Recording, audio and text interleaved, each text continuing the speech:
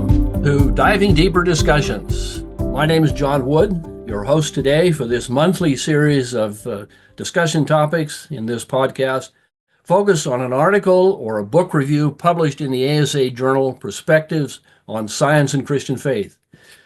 Today we will be discussing the book, the review of the book, How Do We Know Ourselves? Marvels of the Human Mind.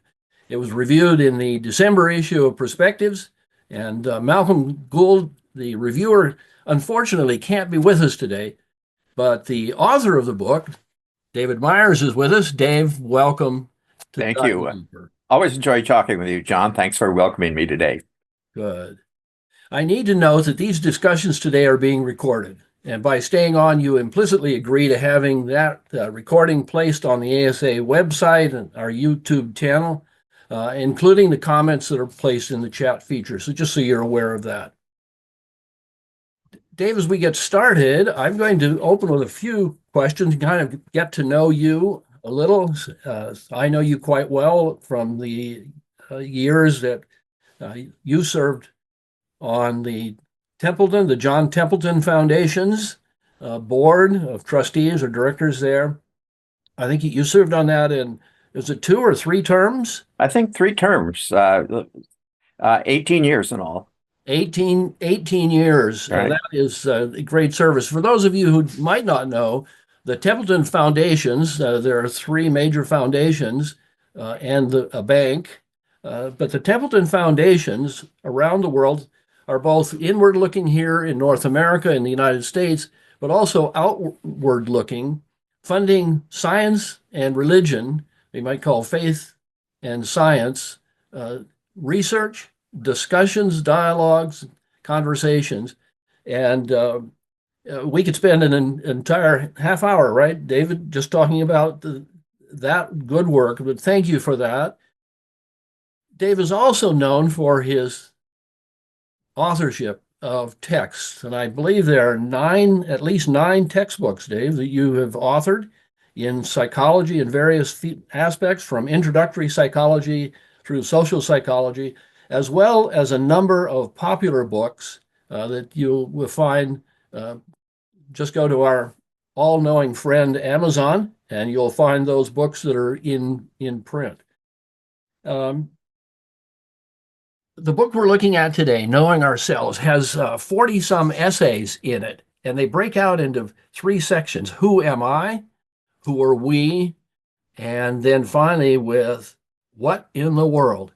It reminds me, Dave, of sort of like concentric circles, like dropping a pebble in the pond. We start with ourselves, we move to us, we, and out to the greater world. And I use that metaphor from an aquatic ecologist. And this is a session on diving deeper. And so I hope we can get all wet today as we go at this discussion. I was looking at the dust jacket, and it caught my attention what the editors have placed there. They say millions of students have learned about psychology from textbooks by Dave Myers, not merely describing the mind, but quite literally shaping the minds of these individuals.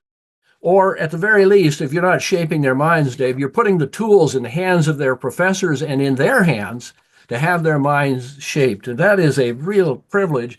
And we see it as we read this book, as you dive deep into what science is about, how it works, and even how it fails at times, and in the self-correcting mechanism. So I think this is a real apropos book for the moment we're in, and to have this conversation is really. But first of all, let's get to know you and your connections with ASA. Talk to me about ASA. How did you find out about this organization or come into it? Do you recall that? I don't remember, but I think it was probably back in my graduate school days, and that would have been almost 60 years ago. So I believe I qualify as one of the more senior members of ASA and have continued that membership ever since. Right. Well, that's classic ASA. I'm running hard to catch up. I'm only 50 years in the organization. Okay. Oh, you're just a kid, John. That's just a youngster. Oh, here. Well, you're a psychologist, in particular, a social psychologist. So tell us Correct. How did this happen? As we were getting ready, folks, Vicki, Dave, and I were talking, and you mentioned something about your dad, and you started teaching at Hope. There must be a story there in how you got into psychology and the professorship. So I sometimes explain my story to people, not that it's of any intrinsic interest to anybody else, except that it illustrates something that's true of virtually all of us. And I tell students it's going to be true of your lives as well. And that is that you cannot predict your future. And so I grew up in a business family in Seattle, Washington. I worked in the family insurance business. My little claim to fame as a teenager was at age 16, I passed a state exam and was the youngest licensed insurance salesperson, though I never sold a policy. And that family business was always there for me if I wanted to step back into it because my dad, until I got tenure, kept renewing that license. I went to Whitworth College, now Whitworth University, and thinking I was going to become a doctor. So I majored in chemistry, minored in biology, worked 3 summers as an orderly in the county hospital in Seattle. I took the medical college admissions test. I did everything to prepare for medical school. I half completed my applications to medical school. And then at the end of my junior year, uh, as I was about to get married, I decided I did not want to become a doctor. I Mm. needed something else to do. And I thought, I think it would be cool to be a professor, but I needed something to profess that was not chemistry. And so I looked back at the one psychology course I had had in my Uh, 3 years and how much I enjoyed that, and almost on a lark, decided to go into psychology. Uh, and On the strength of my science background, got admitted to a couple science-oriented PhD programs, ended up at the University of Iowa. Said I was interested in personality psychology. I was told the person they had in that field just left, so they moved me into social psych because that was the nearest thing, and that's how I became a social psychologist. My aim was to become a teacher at a place like I had attended. But I did get interested in a particular research puzzle having to do with group influences on behavior. And mhm. that research turned out to be a fruitful area, not a dead end. And that led to an invitation to attend a research conference in Germany with 7 other Americans and 16 Europeans. And by chance, I was seated next to uh, a distinguished social psychologist who Mm. the following winter, in January of 1979, was asked by McGraw-Hill if he'd help out writing a social psych text. And he said, no, that's not for me, but you should call David Myers. And so people ask me, how do you get this gig? Yeah, Uh, yeah, yeah. I say, I don't know, just do your work, do it the best you can, sit in your office and wait for the phone to ring. Right. And that phone call led to about 6 months of conversation before I agreed to attempt that project. And then my editor, as it was being published, moved over to another publisher, now part of Macmillan Learning, invited me to do an introductory psychology text.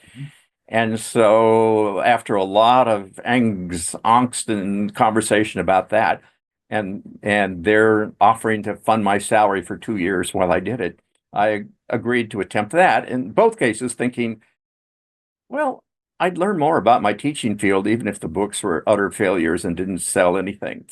And so that's the kind of the unpredictable course that Mm. led to where I am. It wasn't something I charted in advance. And then as my vocation shifted from doing research to reporting on psychological science and its humanly significant findings, I would see things I think not just college students, but everybody should know about. And that led to a kind of additional vocation as an author of general interest books and of essays, which I now post at a website, talkpsych.com. And so nothing was kind of planned or anticipated, but it all worked out in a very providential way.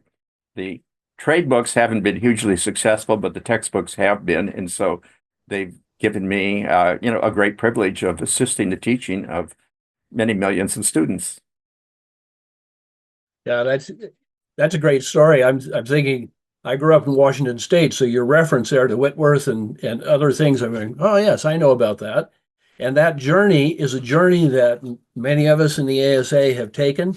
Uh, Certainly your story out of graduate school, and that is one that I've heard again and again and again as we experience. There's a piece I want to pick up on from the acknowledgments, because I started with the dust jacket. Let's go back. You put the acknowledgments at the end. And if you open that up and look, and that's how I read a book, is I start typically with the table of contents and then jump back to the acknowledgments or the index at the end to try and get a feel for who this author is and what this book is about. And you said something really interesting in here as you're going through. Um, in that very first, your profound gratitude for your fellow psychological scientists, and then you talk about your publicist and the gifts that you got in terms of authorship of this book, and then you were talking about, is it an individual or a community of people that surround you? So did you start? It almost sounds like you started with a sort of community of people that are helping you, or was it individual effort of getting you started? I have a verse just above my screen here, Deuteronomy 8:17. Do not say to yourself, my power and the might of my own hand have gotten me this wealth, uh, because I am supported by a whole cloud of people, if you will. Certainly in regards to my text publishing, particularly my introductory text publishing. My editor, for example, has been my editor for 37 years. It's I think possibly the most enduring and fruitful author-editor partnership in American publishing. I also acknowledge, I'm sure, I mean, I don't have that acknowledgement in front of me, but I'm sure I pay tribute to a poet essayist colleague, Jack Riddle, who's been my writing coach and mentor. Yes. So as I started focusing on communicating my discipline, I did several things. First of all, I started to read great science writing, as well as just reading great writers. C.S. Lewis would come to mind as an example.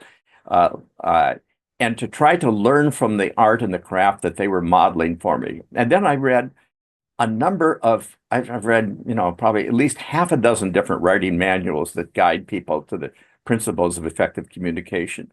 Probably, though, the most effective thing I did was to engage a poet essayist, Carnegie professor for the state of Michigan, great teacher of writing, to be my writing mentor. And over several years and books, he gave me feedback and guidance on some 5,000 manuscript pages, guiding me on how to order words for impact, how to create a pleasing rhythm and cadence, how to begin and end paragraphs and so forth. And that was just, I'm not saying I'm the best writer, but I think more than most textbook writers, devoted a lot of attention to remedying my own lack of skill and trying to develop that skill intentionally. And so he's a very big and important part of the community that surround me. The Hope community here certainly has enabled me to do what I do and to have the time that I have to do it too. I think that rings true with all of us. There are so many opportunities that come, but you need to have certainly the openness that you had to embracing the critique and the insights of others and gathering that around you so that you could hear it and see it. And then being in a community that embraces your gifts and allows you to do what you do. Yeah, and I think also maybe having low enough self-esteem, you have to have enough self-esteem to be willing to venture it, but low enough self-esteem to think that I'm just a little guy at a not real well-known elite school, and the only way in competition with the big famous people of my discipline that I'm going to be able to have a public voice is to, first of all, nobody's going to outwork me. Nobody's going to devote more effort to developing the craft of writing and in pursuit of excellence with focused on what I'm doing and what somebody else is doing. And it was kind of low self-confidence that led me to try to outwork, if you will, everybody else. And at least in the case of the textbooks, the result has been unexpectedly gratifying. Right. Oh, you get these wonderful voices in your life. My coach in high school in track, right at the end, said to me one day, we were walking, a buddy and I were walking on the track, and he says, John, you're not very talented. You just work harder than everybody else. There you go. Exactly. And I thought, I think that's a compliment, Right. It's just, And when if it comes to communicating our science, for any one of us on this call, yes, to communicating, it can actually be an asset not to be the most brilliant person in the room, but to have enough smarts to be able to understand your discipline, but to be yeah, well enough connected with the average person who's going to be your market, your reader. that's right. And so you're not out of touch with that level Yeah, and be able to bridge the gap, to take the bread that's baking in the ivory tower and bring it down to the street bring where it down. people can eat it. Right, right. And have enough courage to put yourself out there. It takes courage to put out Oh, words on a page. absolutely. Because you put yourself out there and you invite criticism, and it will come. You Yeah, will have your feelings hurt. The one thing you can be sure of is that if you're in this game long enough, as more and more praise and criticism accumulate, every new bit of feedback has less power to either inflate and explode your head, making you think you're God's gift to humanity, or to utterly deflate, demoralize, and depress you because yeah, you that's know right. other people really appreciate what you're doing. So you Absolutely. learn from the continuing feedback, but you sleep at night. Mm. Yeah, sleep soundly.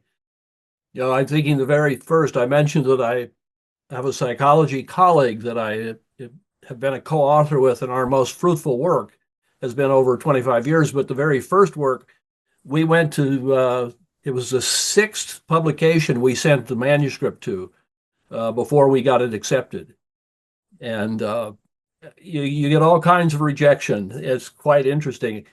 And it turns out that one of those first rejections, 25 years later, my colleague was on the stage. We don't know positively, but we're fairly certain, with the top person in the world in our field talking about that topic, that we're fairly certain he rejected us with pretty firm words early on when we got Right. started. And so you just quietly keep working, just keep putting yourself out. Absolutely. And all of us on this call, I suspect, have had many more rejections than acceptances. Yeah. I Yeah. once submitted an article to Today's Education. It was a critique of the gifted child movement from a psychological perspective, and it got rejected. And I submitted it to several other places. They all rejected it. Jack Riddle, my writing mentor, and I kind of worked on this together. And this was like a year had gone now. I noticed Today's Education had new editors. I don't know if this is kosher, but I submitted the article to them again without letting them know they'd already rejected it. They loved it. They published it. It got reprinted in newspapers and magazines and got a Yes. huge response. So there's a little saying in psychology, mindful of Skinner's rats, you don't get pellets unless you bar press. The world Uh, has us on a partial reinforcement schedule. If you believe in something, keep trying, keep putting it out there. And, you know, the rejection acceptance process is arbitrary enough that eventually, if it's good work, it may get accepted. yeah. Well, starting in the insurance business is not a bad way to learn about Right. rejection. Right. Making sales. All right. Well, I want to turn to the book proper and to get into some of the chapters and details. What I see here is this list of terms. So I was writing down term after term as I moved from chapter to chapter. Um, I do have a few psychology courses in my background in my undergrad days a long time ago. So a few of these were there that I recognized, but some new ones. And then beside the terms, I just looked through the topics. And I noticed two topics in particular that I think are very timely for us today. I see fear is mentioned on several different chapters, dealing with various kinds of fears. And I think you deal with fears in other chapters too, less explicitly. But then I also see death is talked about in various ways, both explicitly and metaphorically. There's also belief and perception, questions about beliefs that show up. And then you go to the contemporary topics when you go out looking out at what in the world in the third section, and perhaps we can talk about friends and phones and that new term I'd never heard of, phubbing someone, but I've been phubbed, and my wife is really good at it. Uh, we got uh, we got phone calls, and I learned very quickly that when her buzzer goes off, I just need to stop whatever I'm doing and wait until until, She's phubbing you. yeah, exactly. That's phone snubbing for the rest of our Okay. listeners. Well, there's some wonderful terms there. You've got wealth and well-being, and you have failure. The failure of science is the last chapter, and I think we will come back to that later. But I'm going to start with a sort of deep dive in the very first question. It deals with the first section on who am I, and Del Kuhn is here. We're going to turn to the audience and let the audience submit questions. And Del, if you would unmute and ask that question because it applies to that first section of the book. Del? Yeah, thanks, John. And David, thanks for the book. I really enjoyed reading it, and it made me really ask, how do I know how much of me is me as an agent deciding what to believe and think, and how much am I the result of influences on me? And I've highlighted a couple of things, our genetics, the groups that we're in, or whatever my brain is doing when I'm unaware of it, like blind sight. As I said in my question, I'm not willing to go as far as Nietzsche yet and ask whether this question is whether I is the subject or the object of the verb think. But I think that's a question that's kind of hanging on the horizon.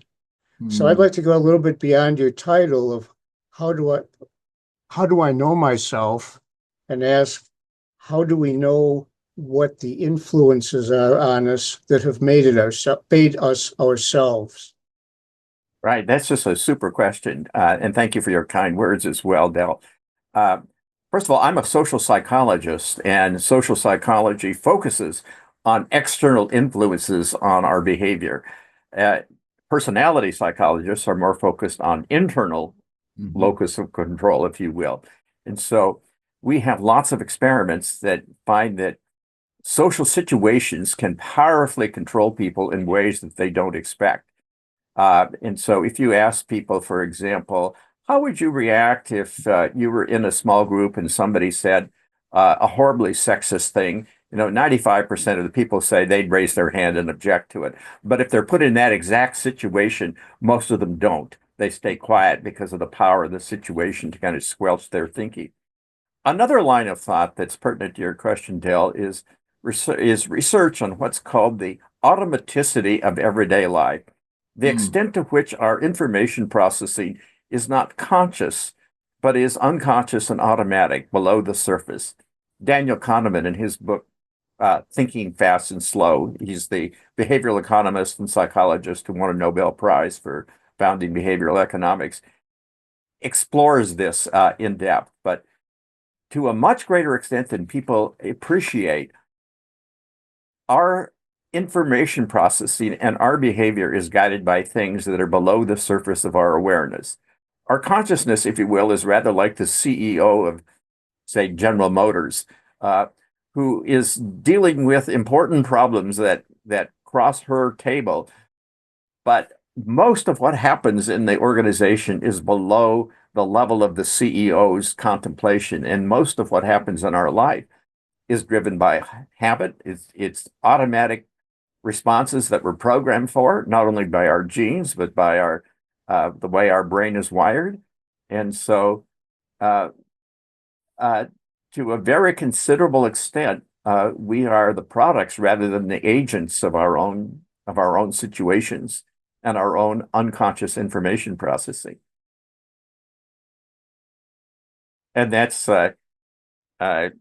just kind of one of the big lessons of contemporary psychology. By the way, there's a term, dual processing, that refers to the fact that so much of our information processing is not consciously sequential, but it's kind of automatic below the level of our awareness. And the book offers a number of examples, and I could too, but I want to be crisp in my answers to your questions.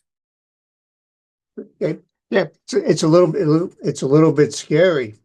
Maybe I shouldn't ask myself why I'm on the webinar, but maybe you want to go off to the next question. Oh yeah, well maybe. I mean that decision, no, was a CEO level decision in your operating. I mean, so I'm not saying that conscious intention and rational decisions have no place in guiding our behavior and defining our identity. It's just that there's a lot else going on that we're not mindful of. I was just reminded as you were in the first part of what you were talking about. And in your book, what's so fascinating is the way you weave your Christian thought, character, and life throughout these chapters in a very winsome kind of way. One of the things about ASA is that we are not only a scholarly society, but we're a professional group, and we're interested in our own formation in life and how we express our faith through our careers, through our lives. And that was what jumped into my mind as you were talking there. You see something going on right out of your research and writing that resonates. And I just want you to comment on this. It seems to me that getting at what lies beneath the belief, the CEO level of our lives, which is where we spend most of our time thinking and talking to each other about all those kind of things. That's what we're aware of. Exactly. But it seems to me that what Jesus was doing, what the kingdom work is about, is uncovering the rest of that, becoming aware of, letting the Holy Spirit nudge us into awareness of things that are really actually shaping in our lives and driving us. I don't know if application makes any sense, but that's what I was thinking of as you were talking. Yeah, thank you. And if I could just pick up on the kind of, Christian thinkings kind of seeps in between the lines sometimes in this book. Right. This is not an explicitly Christian book. No. I have written books on science and faith, on psychological science and its intersection with Christian belief, on how biblical and theological ideas about human nature correlate with or connect with psychological and neuroscience understandings of human nature. And that's a whole field of great discussion, or questions about whether religious engagement promotes human flourishing or whether it undermines it. I mean, those are questions I'd love to engage. They're not the topic of this particular book, but we could have a conversation about them. Yeah. And yet all of us are who we are, and our values and our beliefs seep into our relationships, our conversations, and our writing. And so whether I'm writing a textbook for a secular university and advanced placement psychology audience, or this book, which is published by a trade publisher, prominent trade publisher in New York City, those values and that identity is there between the lines. And it would be for any author. It's not so uniquely for me. If Richard Dawkins is writing, his identity is there. If he's telling a story, seeps out between the lines. And so I'm happy to have you detect that, John. Yes. Well, it has shown up in my life. People always talk about, witnessing, and you think, oh, how do I do that? Well, that means I must be explicit. And I think, no. And I remember sitting with a colleague at a major university here. We were working on a grant, and he said, John, we need to say something religious here. And he and I had no conversations about that. He knew I worked at the King's University, a faith-based institution, but that was it. And I was thinking, my goodness, something religious, and I think, is that the extent of what you know about how faith influences us? The other larger sense of religious is everything I do is in some sense religious. I am called to worship God with my mind. I am part of a reformed religious tradition that counts itself as being reformed and ever reforming. We believe two things. If we believe anything, all of us on this Zoom call: number one, there is a God. Number two, it's not us. And thus, the surest conviction I can have is that some of my beliefs err, and some of yours do too. And thus, insofar as an interesting question can be subjected to empirical scrutiny, that is part of my worshiping God with my mind, my seeking to discern and then give witness to truth. That's my fundamental goal. And that's ultimately a Christian aim in and of itself, doing good science and reporting on it winsomely and as accurately as I can, mindful of my fallibility. Yeah. No, thank you for that. That's helpful. Uh, Terry Gray has a question in the chat. Terry, if you want to unmute, or I can read it for you here.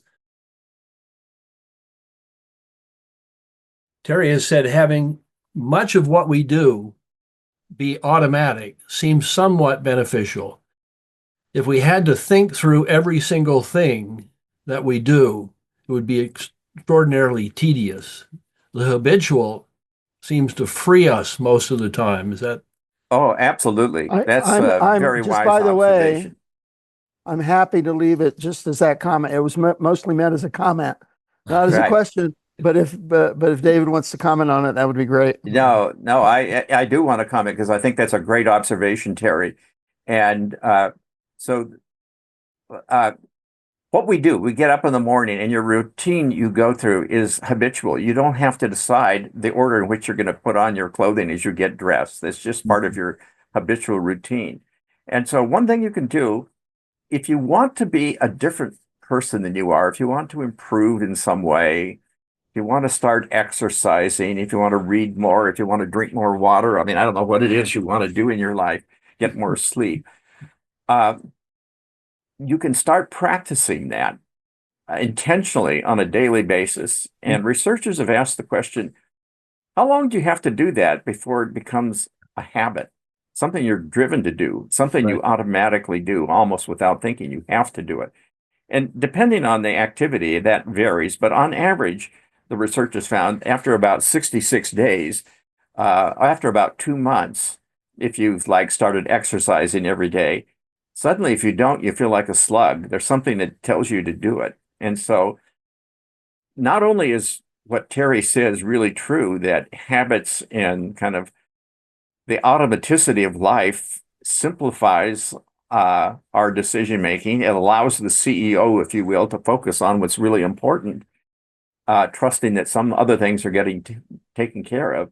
But we can also apply that to our lives by making habits, forming habits intentionally, practicing them over time so that they become almost compulsions, healthy compulsions. That's a great insight. Thanks, Terry. I noticed I often write in the margin practices when someone touches on practices and these kinds of habits, these things that we do. We think of reflective mindfulness, reflective practices, Christian spiritual formation, how we do that. Janelle has asked a question here, and she might want to elaborate on this, is what are habits that we can adopt and nurture that help us develop our characters? I think it was sort of following up on what Terry had said about if these are so automatic, what are some strategies to help us break the ones that we don't want to have? Right. But I can't say what those should be for you or for any one of us. But what I would say is don't just sit in your duff and wait for the impulse to come. If you need to be doing something, fake it. Act as if you were the person you want to be. And if you will do that over time, you will become the person you're acting. And by the way, that even applies to the development of faith. You may recall Pascal's famous wager about religion, and you should bet your life that religion is true if you do the calculations. But he acknowledged, well, that may not be enough to compel your intellectual assent. So if you'd like to have faith, but you don't, you have doubt, how do you gain faith? You don't just sit there and wait for it to strike you, Pascal says. You act as if you believe. You go to mass, you take the take the elements and so forth, and over time, you will begin absorbing your own actions. And that's one of the great lessons of social psychology. And in fact, that's one of those social psychology lessons that connects beautifully to faith, because there's a reciprocal relationship between faith and action. They feed each other. Paul on the Damascus Road has a life-changing faith experience that changes his action. But then Bonhoeffer in The Cost of Discipleship has a chapter on the call to discipleship in which he reminds us, if you want to have faith, obey first. Behave as if you believe, as if you have the belief and the faith you'd like to have. and it will gradually, you'll engender that very faith. And so just as attitudes and actions reciprocally feed each other, so do faith and action. And that would be one of the great parallels between social psychological science and theology. So, Dave, would you say that's in contrast to sort of often young people's search for their authentic selves? Right. Yes. Yes. Yeah, exactly. What is your authentic self? I mean, so is there such a thing? That goes back to Dell's earlier question too. Yeah. Yeah, as you're talking, Dave, on several places, it goes back to the founding of psychology, the emergence as a discipline. You mentioned William James at several places along the way and cite him. I'm thinking of Richard Beck, a psychologist from Abilene Christian University, who's written on James and Freud, and from a psychological perspective, and just talking about the varieties of religious experience. It seems to me that applies certainly to this topic and to our day. Finding your authentic self and what is the nature of that. I mean, we're in a world of what the Canadian Catholic philosopher Charles Taylor talks about, of buffered selves. We are creating our own meaning, and it seems like people are, as you leave the rituals and the practices, you begin to deconstruct your faith, or you simply leave your faith completely. Then where are you? And you can talk about how you Jan's question goes to how you reconstruct that, right? How you form yourself and what habits you use. I don't know if you want to comment about William James and his influence on these ideas of religious experience. Sure. So William James, I'm in a book group led by the great psychologist Marty Seligman. There's 7 of us, and we're reading over the course of a year William James' Principles of Psychology, which is 1890, recognized to be sort of the first great introductory psychology textbook. And James, by the way, has an absolutely amazing mind. What it ranges over is just kind of staggering, given what we know today that wasn't available to him, but that he had insight into. He also wrote The Varieties of Religious Experience, and so he was very interested in the psychology of religion, for which he was a pioneer. And the whole field of psychology and religion is a field in and of itself. That's not been, I've not been heavily into the psychology of religion, that is, trying to psychologize, if you will, religious belief and why people believe or don't. I'm more interested in kind of connecting religious Christian ideas to psychological science, and also to analyzing the effect of religious engagement on people's life experience. Well, it really strikes me because this notion of what influences us and what lies beneath our sort of conscious understanding of what's going on. I had an early experience. This is experiential. I look back on it. It was in high school, and it was the group, how the group, the village, the crowd impacts what happens to you and what you think about. And in particular, I want to move toward technology. I do want to talk about iPhones and the internet and their influence. But for me, this started in something like the fall of 1964. I was a student body president for our high school, small high school. And we came in one Wednesday or Thursday morning, and I was in class. The vice president came in to class and said, "John, I need to see you in my office." Well, whoa. It's like, okay. And I started walking down the hall with him, and we had split lunches. So I was in class in the first lunch, and I walked out. All these students were sitting in the hallway. And I walked around the corner, and there were a couple of young ladies from my grade school. And I said, "It's not about you, John. It's not about you." And what's going on? So the vice principal didn't say anything. We walked in his office. He says, "John, we have a sit-down demonstration." This is not fall of 1964, a sit-down demonstration in a high school in a small town in Cedar Woolley. You know where that's at in Washington. And it's like, how did this happen? Well, we've settled all of that.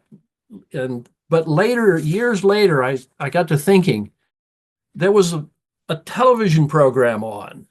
It dealt with a principal, a high school principal, and it was on Sunday night or Monday night. I don't remember which. And surprise, surprise, they had a sit-down demonstration in this California drama show. And on Thursday, we have a sit-down demonstration in our school. And I've always thought that we are more like sheep. We're more like being led around by others and ideas than we are actually leading ourselves. It was a sort of a powerful demonstration of that. And that's what social psychology really is the essence of, right? Right, exactly. Yeah. Social psychology is the study of how we view, influence, and relate to other people. So it's really all about social relationships and social influences. Yeah. So then the follow-up question, and Janelle has asked this, is that how does social psychology have, what does it have to tell us about faith communities and how we engage, in particular, young people? Because it feels like, and that goes to these questions of the internet, cell phones, and other things. I'm getting lots of comments from parents. We're grandparents now, with deeply involved with 3 children, grandchildren, and the anxieties that their friends' parents have and others have about how their lives are being shaped. You want to give us some idea of what social psychology might say to us about? Sure. Again, trying to be brief, mindful of our time. First of all, I would say in terms of the church and youth, Right. you cannot overestimate the importance of youth ministry and youth engagement. If you sample people's beliefs and attitudes, let's say every 5 years from age 15 to 80, you'll find that when people reach a certain stage of adulthood, the difference between what they think and believe at age 30 and 35, let's say, is much less than the difference between what they think at age 15 and 20, or 20 and 25. In other words, that 15 to 25 year age range is a time when beliefs and attitudes and values tend to vacillate, but then kind of coalesce. And then they're relatively more stable after that. They can change. You think differently about some things, John, than you did 15 years ago. Yeah. But change is especially great during that time period. And so it's a really, really important time period. And that's why, for those of you who are in college context, for example, that's really important work that you are doing, your vocation with college age or high school age students.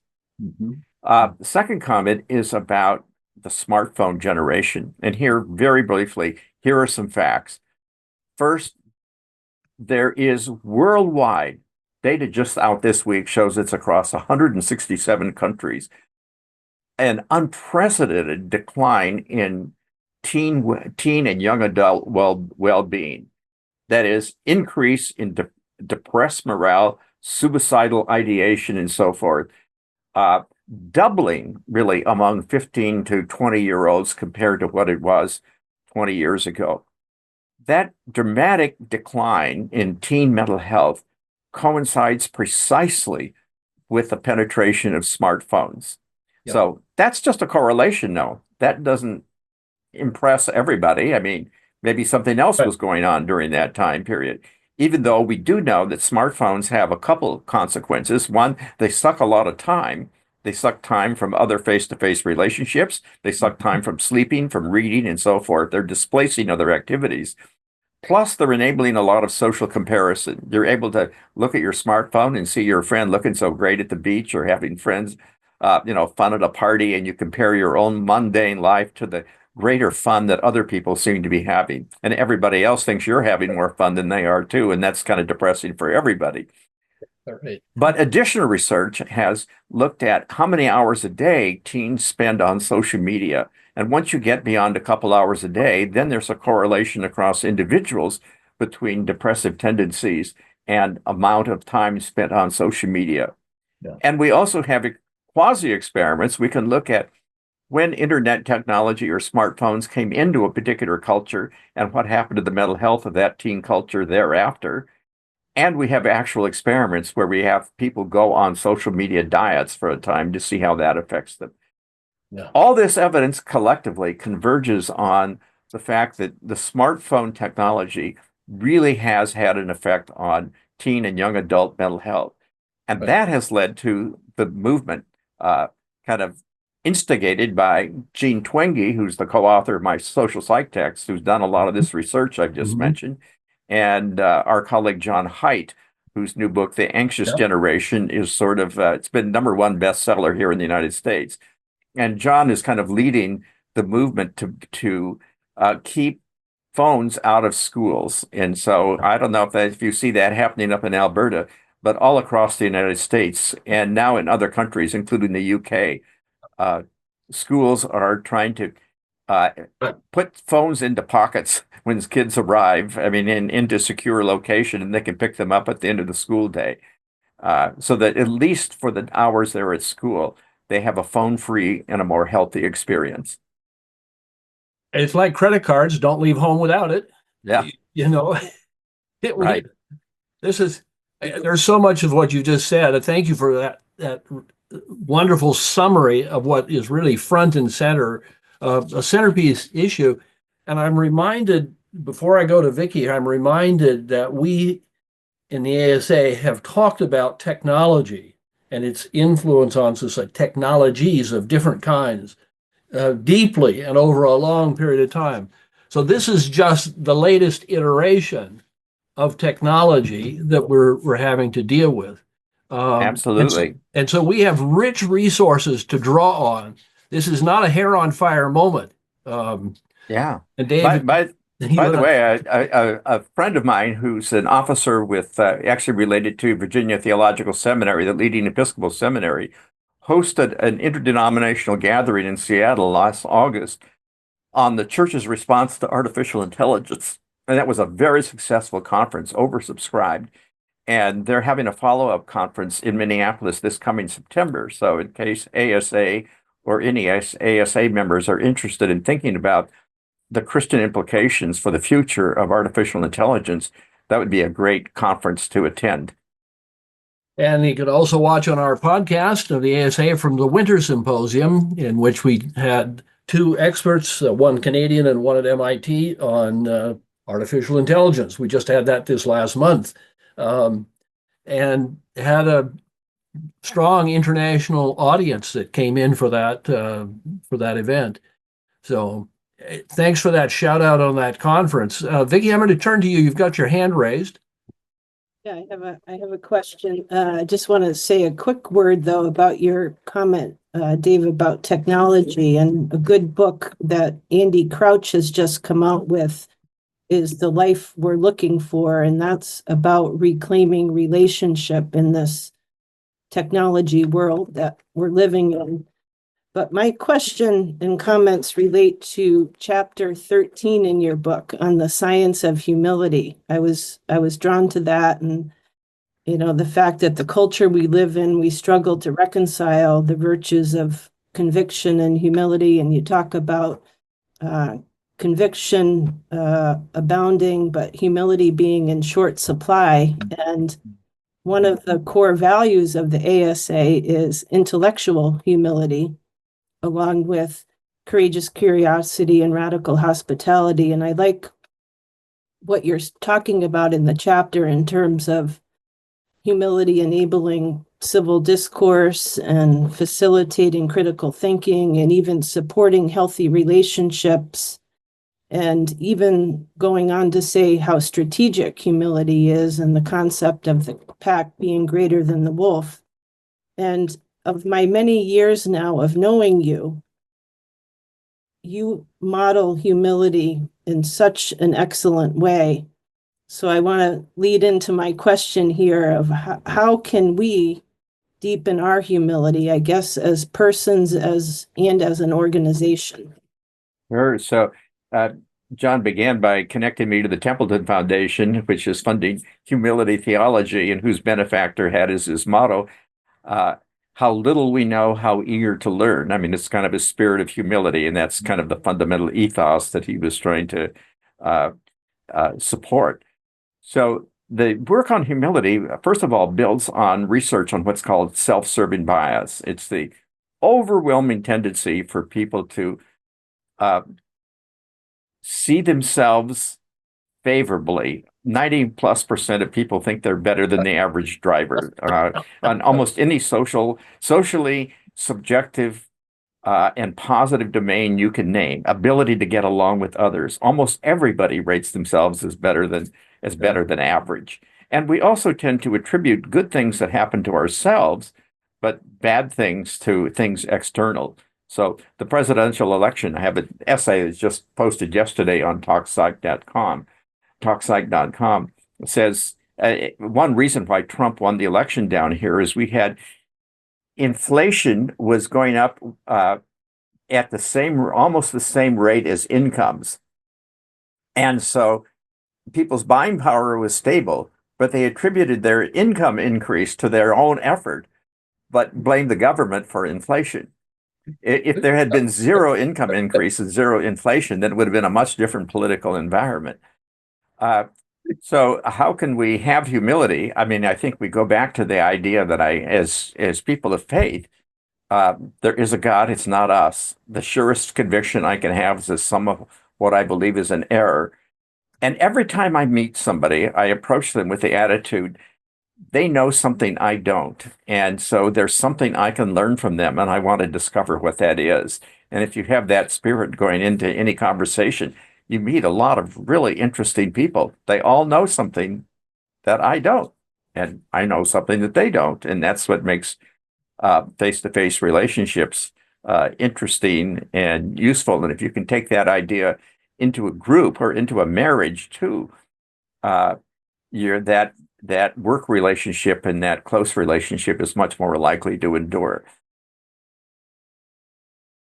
Thank you for that question, Vicki. And Dave, thanks for that response. I actually turned the page in that chapter on humility and saw that you cited the all-time American classic on being humble, and that's Garrison Keillor's Lake Wobegon, where Right. all the oh boy, I can't even repeat it now, but the children are all above average. Right. Exactly.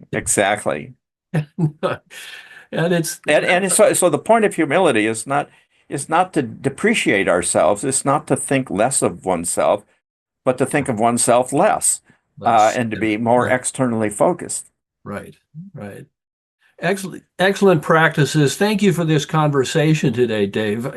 Your book is How Do We Know Ourselves? And it certainly, of all the kind of, if I think of the self-help section of the bookstore, of all the books that I've seen in there, and I've scanned lots of them, this is one of the best that I've seen of the kind of thing to get us to reflect on ourselves deeply.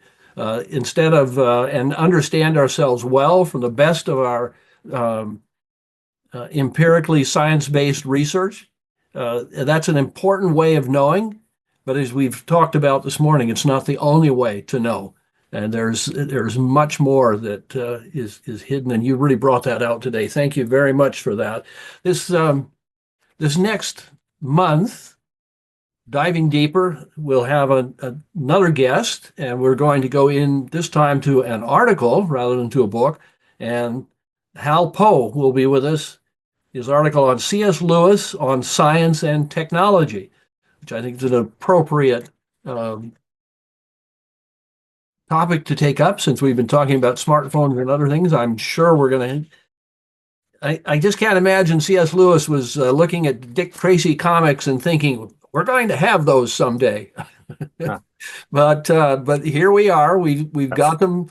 My grandson has his iWatch or Apple Watch that he got for Christmas, and he discovered about a month later that it's tracking me everywhere I go.